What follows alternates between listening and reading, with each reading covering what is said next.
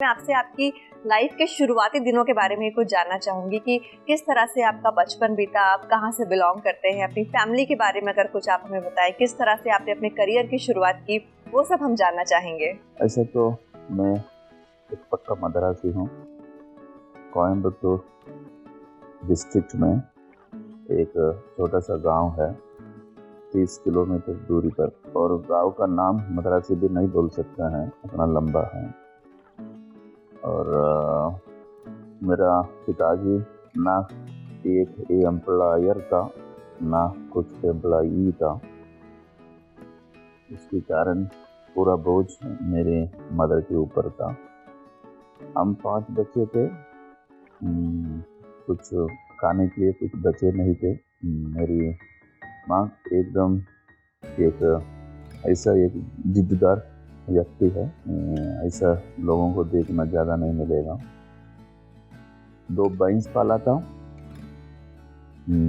7 litre का दूध हफ्ता में, 1 लीटर 1 रुपया था, तो बजट ही 7 रुपया था।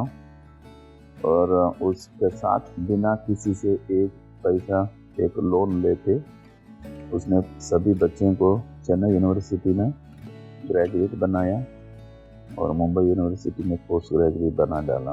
तो मेरा जो भी है आज मैं, और इसलिए है कि वो सोचा अपना बेटा कुछ पढ़े लिखे हो जाए, धूप में काम नहीं करेगा, खेती में काम नहीं करेगा, ऑफिस में बैठेगा, एसी में बैठेगा, फैन के नीचे बैठेगा, ये था उसका सपना। तो ऐसे तो तमिलनाडु में अच्छे चीफ मिनिस्टर्स थे जो स्कूल्स में मील्स लाए थे, और वो मिड डे मील्स का कारण मैं स्कूल गया था। और उसके बाद मुझे ऐसा लगा कि कहीं ना कहीं एक अच्छा कंपनी में काम मिल जाएगा तो ज़िंदगी गुजर जाएगा। तो पढ़ाई मुश्किल था, चालू रहता। और जब भी मैं मेरा बचपन का एक नॉस्टैल्जिक मेमोरी से देख रहा हूँ, कुछ फोटोग्राफ तो था ही नहीं, हाफ ट्राउजर ही था, क्योंकि उस गांव में जो फुल ट्राउजर पहनते हैं उसको धनवान माना जाता था जी। पहनने के लिए चप्पल भी नहीं था। मुझे अच्छी तरह याद है, मेरा 3rd ईयर बीएससी में इनऑर्गेनिक केमिस्ट्री में, जहाँ एसिड्स और बेसिस होते हैं, वहाँ मुझे क्लासरूम से निकाला गया था क्योंकि मेरा पैर नंगा था।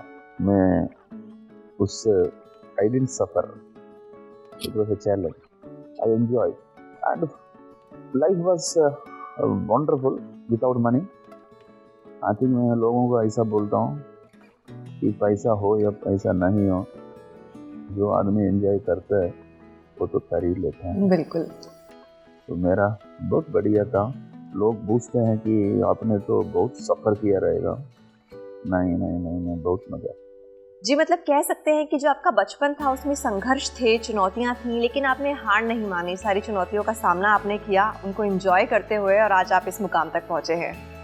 वैसे तो कोयम्बतूर में मुझे नौकरी नहीं मिला। बहुत बड़ा टाउन था, इंडस्ट्रियल सिटी था, बहुत एंटरप्रेन्योर्स थे, लेकिन सभी लोग को एक ही सवाल पूछना था कि डू यू हैव एक्सपीरियंस। किसी को ये नहीं पता था कि काम देने से पहले एक्सपीरियंस मिलता नहीं है। तो बहुत निराश था, कुछ 40-50 इंटरव्यू फेल हुआ था। और तभी 1978 में ही एक डिसीजन लिया था कि अगर मैं एक दिन मेरा खुद का एक कंपनी चालू करूं तो उसमें सिर्फ फ्रेशर को ही काम कर लूँगा।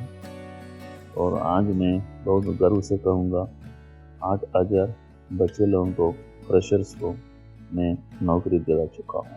तो कोयम्बतूर मुझे निकाल दिया और रोटी का एक रास्ता देखना था, तो ट्रेन में बैठा, जयंती जनता एक्सप्रेस था।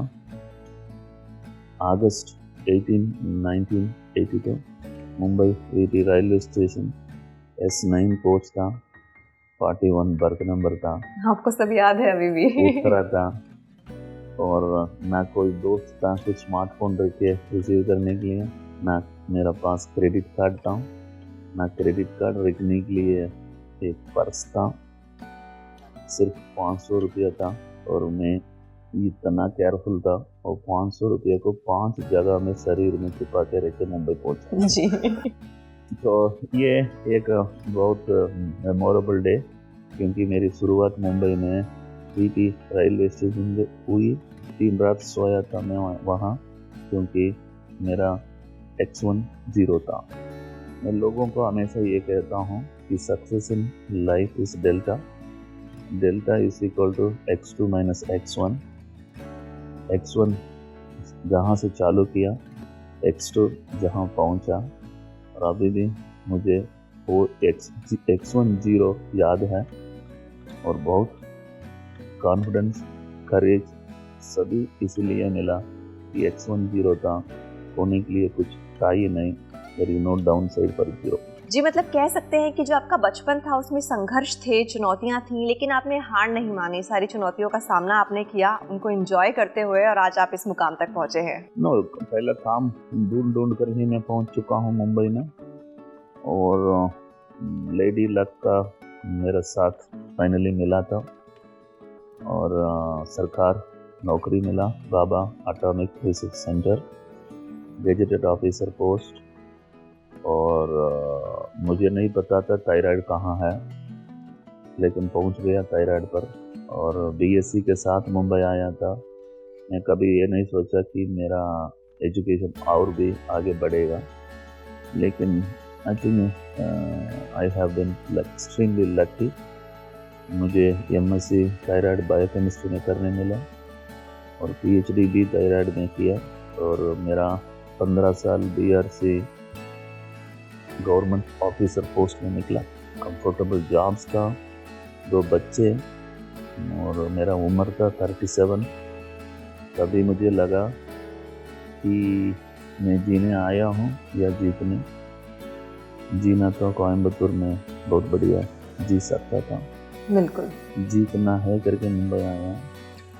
और भी मैं पूछता हूँ कि बड़ा होना है या बुढ़ा होना है, तो सरकारी नौकरी में तो बुढ़ा जल्दी हो जाता है, तो रिस्क लेना है।